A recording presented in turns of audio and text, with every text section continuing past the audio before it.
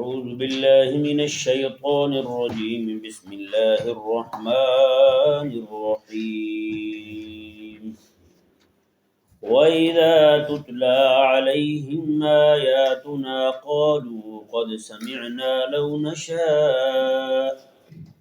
نشاء لقلنا مثل هذا إن هذا إلا أساطير الأولين سبحان اللہ۔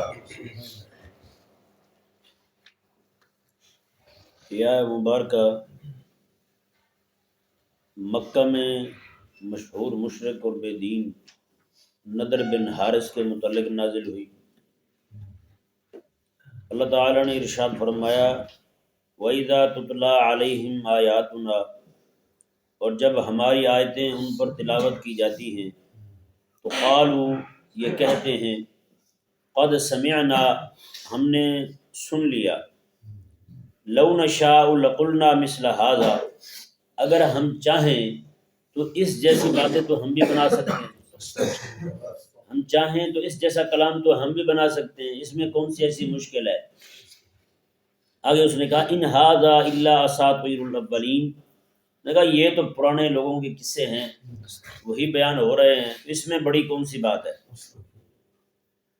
نضر بن حارث تجارت کی غرض سے کہیں گیا، وہاں سے کیسر و کسرا کی کہانیاں وہ لے آیا، وہ آ کے مکہ میں لوگوں کو جمع کرے اور پڑھ کر سنائے، لوگوں کو کہے کہ دیکھیں جی میں آپ کو سناتا ہوں، جی جس طرح کی یہ سناتے ہیں اس طرح کی تو میں بھی سنا لیتا ہوں، نعوذ باللہ من ذالک۔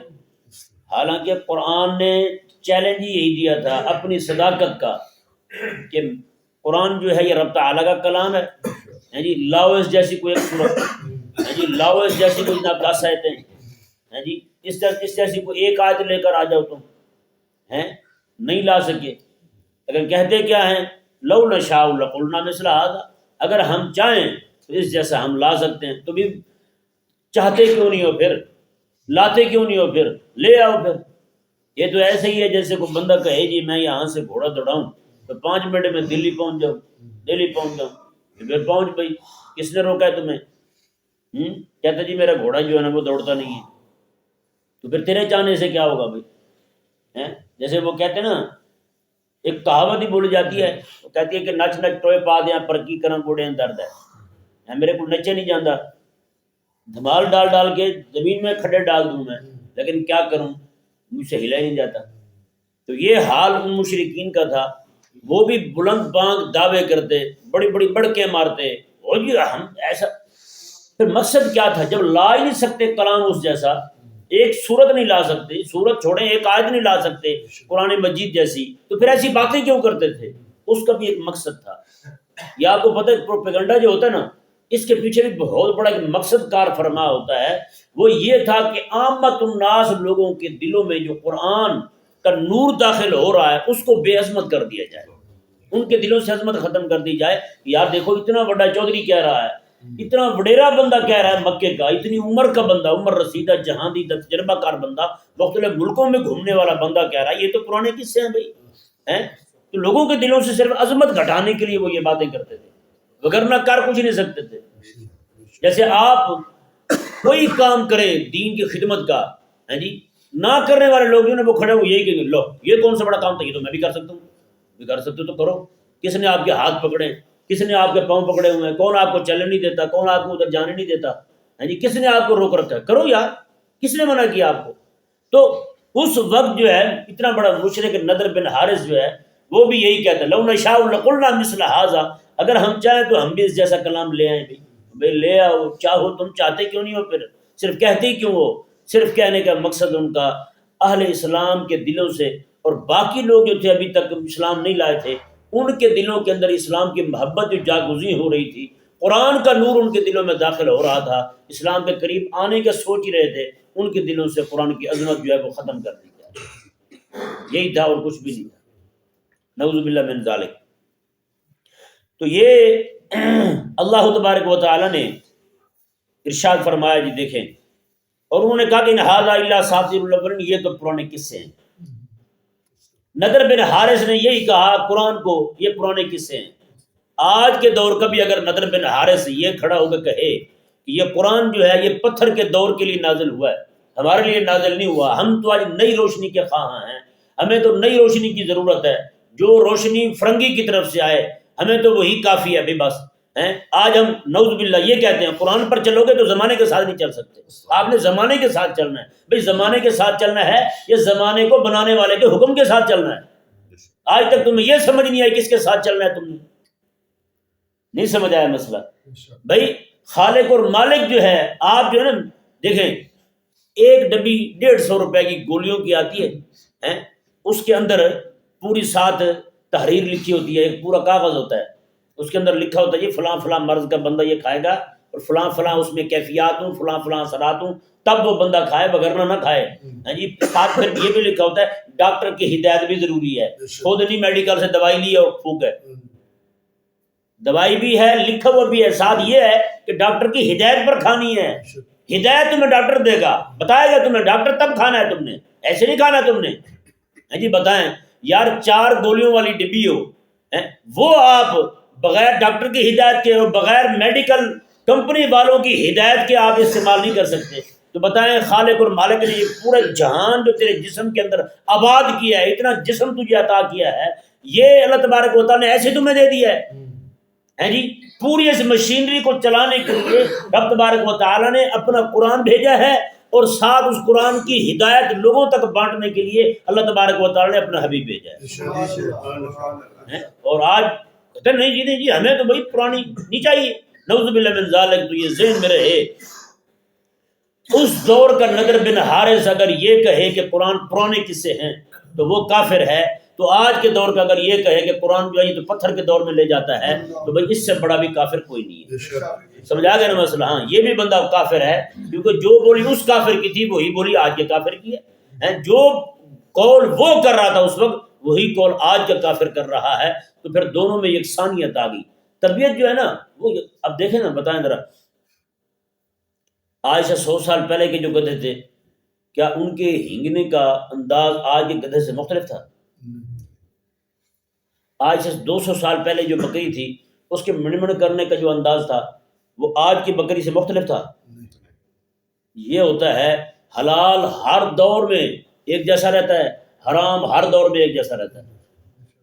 نہیں سمجھ آیا؟ حلال ہر دور میں ایک جیسا رہے گا۔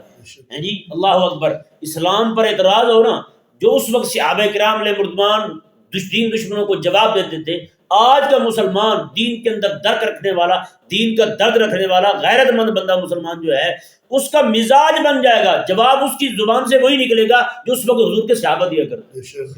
اور اس وقت کے جو مشرک جو ہیں جو اعتراض اسلام پر کرتے تھے، آج کے بے دین جو ہیں ان کے اعتراضات بھی وہی ہوں گے۔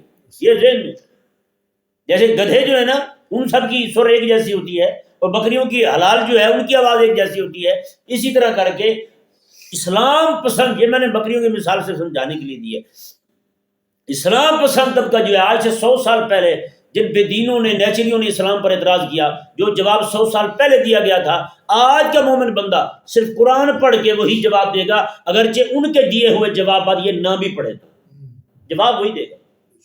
کیونکہ ایک جسمانیت جو ہے نا صرف جسم ایک جیسے نہیں ہوتے جی، عقل جو ہے نا وہ بھی اللہ تبارک و تعالی قرآن کی برکت سے ایک جیسی کر دیتا ہے، قرآن کی برکت سے ایک جیسا کر دیتا ہے۔ جیسے اس دور کے لوگوں نے رد کیا ان کا، آج بھی اسی طرح رد ہو رہا ہے ان کا، اگرچہ ان کے جو رد کیے ہوئے ہیں وہ ان کے سامنے نہ ہوں، ان کی کتابیں سامنے نہ ہوں، ان کی ریکارڈنگیں سامنے نہ ہوں، لیکن جواب یہ اسی طرح دے گے ہوں۔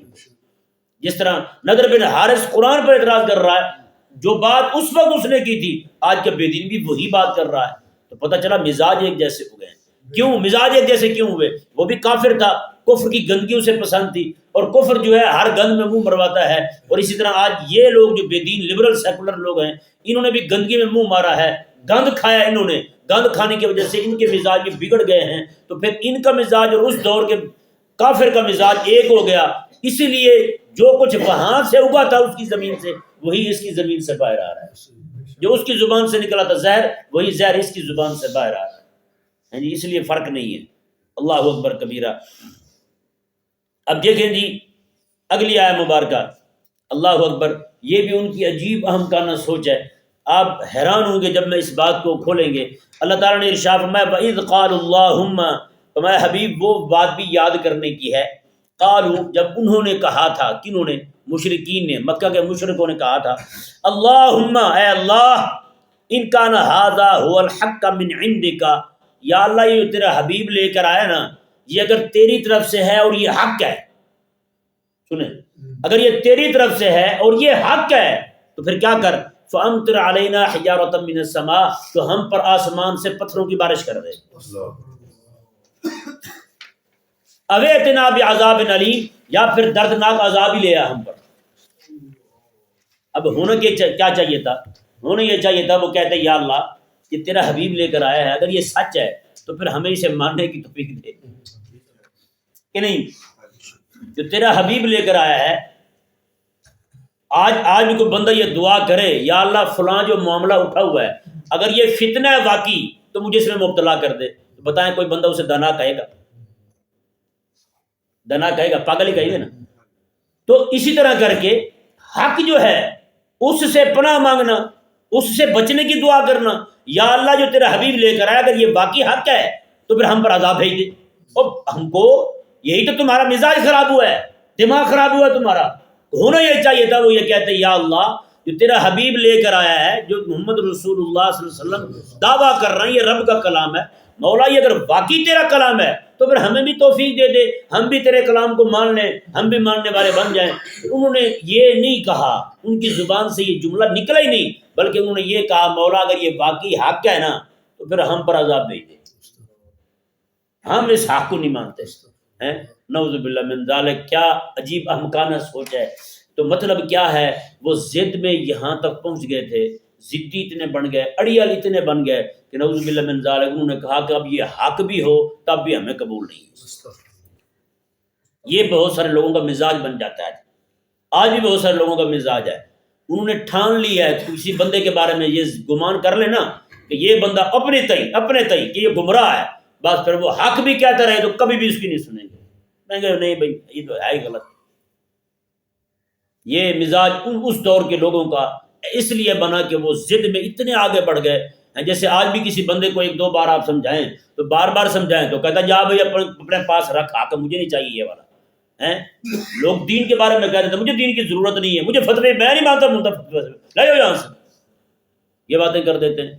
یہ باتیں کیوں کرتے ہیں؟ ضد میں آگے کرتے ہیں۔ اور یہی ضد جو ہے اس وقت کے مشرکین میں تھی، انہوں نے یہی کہا مولا اگر یہ تیری طرف سے حق ہے تو پھر فامطر علینا حجارۃ من السماء، ہم پر پتھروں کی بارش برسا دے، تباہ کر دے ہم نہیں رہنا چاہتے دنیا میں پھر اگر یہ حق ہے تو، نعوذ باللہ، اویتنا بعذاب علیم، یا پھر ہم پر دردناک عذاب لے آ۔ اب انہوں نے عذاب تو مانگا ہے جی، عذاب مانگا انہوں نے، باقی لوگوں میں بھی مانگا تھا عذاب، لیکن عذاب ان پر آیا، جب عذاب آیا تو ان میں ایک بھی نہیں بچا۔ یہاں عذاب مانگ رہے ہیں اور جو دعا کر رہے ہیں وہ بھی انتہائی گستاخانہ ہے، انتہائی گستاخانہ ہے۔ رب کو کہہ رہے ہیں مولا اگر تو نے ہی بھیجا ہے تو پھر عذاب بھیج، یہ نہ بھیج ہم پر۔ بتائیے گستاخی نہیں ہے؟ جیسے وہ گھر میں ابا جو ہے وہ کوئی چیز مثال کے طور پر صبح صبح نہاری لے کے آ جائے تو بیٹا کہے کہ ابا جی اگر آپ ہی نہاری لے کے آئے ہیں تو پھر ڈنڈا اٹھا کے میرے سر میں مار دیں یا جوتا اٹھا کے میرے منہ پہ مار دیں، بتائیں ابا جی کی گستاخی ہے یا نہیں؟ تو وہ رب کو کہہ رہے ہیں مولا اگر تو نے ہی بھیجا ہے، حبیب بھی تیرا ہے، تو نے اسے رسول بنایا ہے، قرآن بھی تو نے بھیجا ہے، تو پھر عذاب بھیج دے ہم پر، یہ کیوں بھیجا ہم پر؟ نعوذ باللہ، یہ گستاخی تھی، انتہائی گستاخانہ دعا ہے رب تبارک و تعالی کی بارگاہ میں۔ رب تبارک و تعالی نے اب عذاب آنا چاہیے تھا، پچھلی قوموں نے بھی عذاب طلب کی، عذاب آیا ان پر، لیکن یہاں عذاب کیوں نہیں آ رہا؟ اللہ تبارک و تعالی نے خود وجہ بیان فرمائی، یعنی عذاب جو ہے نا وہ ایسا عذاب ان پر نہیں آیا جو استثالی ہو۔ استثالی عذاب اسے کہتے ہیں جو پوری جاڑی اکھیڑ کے رکھ دے، مکمل صفایا کر دے، ایسا عذاب نہیں آیا۔ وگرنہ عذاب ایسے ضرور آئے ہیں اہل مکہ پر، جب میرے حبیب کریم علیہ السلام وہاں سے چھوڑ کر مکہ سے مدینہ آتے ہیں، پیچھے کتنے سالوں تک قحط آیا، مکے میں بارش ہی نہیں آئی، مکے میں بارش نہیں آئی، ہاں جی، اس کے نتیجے میں ان کے باغات خشک ہو گئے، کچھ بھی چیز اگنا بند ہو گئی، تو وہ نعوذ باللہ من ذالک اہل مکہ مشرکین مکہ جو ہیں کتے کھانے پر جناب وہ مجبور ہو گئے، کتے تک کھانے لگے، حرام کھانے لگے، مردار کھانے لگے۔ تو یہ لوگ جو ہیں اس طرح کے بھی عذاب آئے ان پر۔ پھر پھر میرے آقا علیہ السلام کے پاس آئے مدینے میں، مہربانی کریں جی دعا کریں اللہ تعالیٰ بارش دے دے. ہاں جی حضور رحمۃ اللہ عالمین ہے، حضور نے دعا کر دی. ہاں جی پھر بارش آ گئی تو اللہ تبارک و تعالیٰ نے کرم کیا. پھر جب حالات آسودہ ہوئے تو پھر بدماشی پر اتر آئے. پھر وہ جناب وہ دعائیں، وہ جناب ساری گڑگڑائیں، ان کا گڑگڑانا وہ سارے کا سارا بھول گیا انہیں. اسی طرح کر کے پھر اللہ تبارک و تعالیٰ نے ان کو عذاب کیا دیا. یہ آیت مبارکہ پہلے دیکھیں. اللہ تعالیٰ نے ارشاد فرمایا وما کان اللہ لیعذبہم وانت فیہم. میں حبیب پیارے یہ اللہ کی شان نہیں ہے کہ تو ان میں ہو اور رب ان کو عذاب دے دے. یہ نہیں ہوگا، یہ نہیں ہوگا حبیب. تو ان میں ہو رب ان کو عذاب دے دے، یہ نہیں ہوگا. کیونکہ آپ پیچھے آیات مبارکہ سورہ اعراف میں پڑھ چکے ہیں کہ اللہ تبارک و تعالیٰ نے جب بھی کسی قوم پر عذاب نازل کیا نا، عذاب سے پہلے رب فرماتا ہے میں نے وحی کی اپنے نبی کو آپ یہاں سے چلے جائیں. رب کے نبی نکلتے تھے پیچھے عذاب آ جاتا. اور رب تبارک و تعالیٰ نبیوں کو یہ کہتا تھا جاتے ہوئے پیچھے بھی نہیں دیکھنا، آپ نے پیچھے بھی نہیں دیکھنا کہیں یہ نہ ہو کہ ان پر عذاب آ رہا ہو. یعنی رب تبارک و تعالیٰ اتنا بھی اپنے نبی کو دور نہیں جانے دیتا تھا کہ دور چلے جائیں تو عذاب آئے. نہ ادھر آپ نکلو تو فوراً عذاب. میں کہیں پیچھے نہ دیکھنا، کہیں یہ نہ ہو کہ پیچھے دیکھو تمہارے دل میں رحم آ جائے ان کے بارے میں. نہ یہ رحم کھانے کے قابل نہیں ہے، ان کے لیے دعا بھی نہیں کرنی آپ نے. تو رب تبارک و تعالیٰ نے کیا فرمایا حبیب پیارے تو آپ ان میں موجود ہیں. ما کان اللہ لیعذبہم وانت فیہم. حبیب رب کی یہ شان نہیں ہے کہ آپ ان میں موجود ہوں رب عذاب دے دیں. اللہ اکبر. وما کان اللہ معذبہم وہم یستغفرون. اور میں کہ اللہ تبارک و تعالیٰ کی یہ بھی شان نہیں ہے کہ اللہ ان کو عذاب دے دے جو استغفار کرنے والے ہوں، استغفار کرنے والے ہوں، بخشش مانگنے والے ہوں. اس کا مطلب یہ ہے کہ بندہ جو استغفار کرتا رہتا ہے وہ رب تبارک و تعالیٰ کی عذاب سے، اس کی پکڑ سے بچا رہتا ہے، اس کی پکڑ سے بچا رہتا ہے. اللہ تبارک و تعالیٰ نے ارشاد فرمایا دیکھیں جی اگلی آیت مبارکہ. اب عذاب آیا تو کیسے آیا جی ان پر، یہ بھی تو دیکھیں کہ میرے آقا صلی اللہ علیہ وسلم وہاں سے روانہ ہو گئے. جی مکے کے بڑے بڑے سرغنے جو ہیں وہ سارے کے سارے جمع ہو کر بدر میں پہنچائے. بدر میں آ گئے تو بدر میں سارے کے سارے رگڑے گئے، ایک بھی نہیں بچا. اور اس کے بعد دوسرا عذاب کیا ہے، وہی مکہ جسے وہ اپنی سلطنت کہتے تھے، اللہ تبارک و تعالی نے اسے سلطنت اسلام بنا دیا، سلطنت اسلام بنا دیا. اب بتائیں ان کا تو کچھ بھی نہیں بچا. پھر مشرکین کہاں پہ، نہ ان کی حکومت رہی، نہ ان کا روب رہا، نہ دبدبہ رہا، کچھ بھی نہیں رہا. تو کیا یہ عذاب کی صورت ہے یا نہیں؟ یعنی رب نے فرمایا ان کو غیر محسوس طریقے سے عذاب دیں گے ہم، ان کا کچھ بھی نہیں بچے گا. اور وہی ہوا. اللہ تبارک و تعالیٰ نے اسلام کو اور علیہ السلام کو ایسی فتح عطا فرمائی، یعنی ان کو عذاب بھی پہنچا اور عذاب بھی ایسے طریقے سے انہیں محسوس بھی نہیں ہوا. پورا علاقہ، پورے کا پورا علاقہ جو ہے اس وقت سے لے کر آج تک الحمدللہ وہ اللہ اکبر کے صداؤں سے گونج رہا. جی اللہ تبارک و تعالی ہمیں سمجھنے کی توفیق عطا فرمائے.